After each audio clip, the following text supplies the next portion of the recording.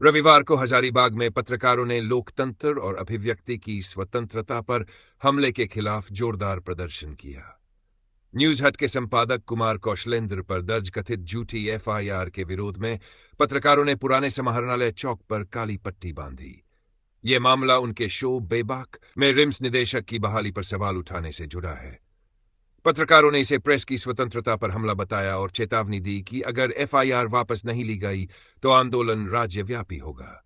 मौके पर दीपक कुमार, नवीन सिन्हा, अरविंद कुमार सहित कई पत्रकार मौजूद थे। ये है कि झारखंड में कई पत्रकारों के साथ में केस मुकदमा चल रहा है, लगातार उसको प्रताड़ित किया जा रहा है। उसी के विरोध में आज हम लोग काला बिल्ला लगा के अपना काम कर रहे हैं।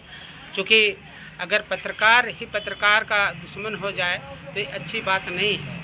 सभी लोग समझते हैं कि पत्रकार निष्पक्ष और स्वच्छ काम करता है और हम लोग स्वच्छ काम करने के लिए ही पत्रकारिता ज्वाइन किए हैं।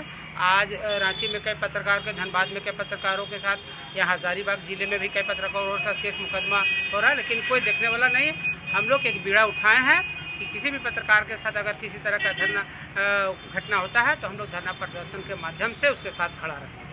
पत्रकारों की ही कमी है, लेकिन अब बीड़ा तो उठाना ही होगा, ये बैठने से होगा नहीं।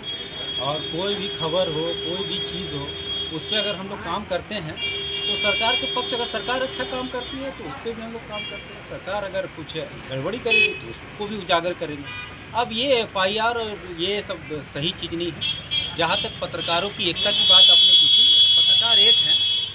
अब यही है कि सबको चुनकर जो अच्छे लोग हैं उनको एक साथ जुड़ना होगा और पत्रकारों के लिए भाई बात उठाना होगा। घर में बैठने से नहीं होगा। आप एक बार उठ गए, 2-4 खबरें बन गई और हो गया, ऐसे नहीं चलेगा। उठिए और पत्रकारों की भलाई के लिए काम कीजिए। यही है हम लोग का मांग भाई पत्रकार समूह से है कि एक पत्रकार पे हमला नहीं होता, हम सब पे हमला होता है।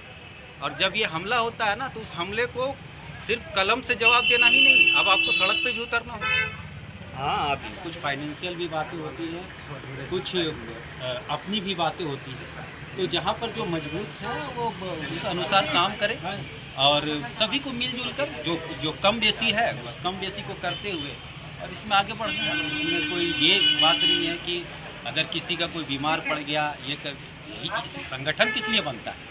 संगठन इसलिए न बनता है कि भाई पत्रकार जो है उनके परिजनों को या खुद पत्रकार को कभी कुछ हो जाए तो उसका सहयोग। अभी जो चीज़ मैंने पढ़ा है, जो चीज़ मैंने जाना है, पूरा वेरिफिकेशन करने के बाद मुझे ये लगता है कि नहीं, उस आदमी के सपोर्ट में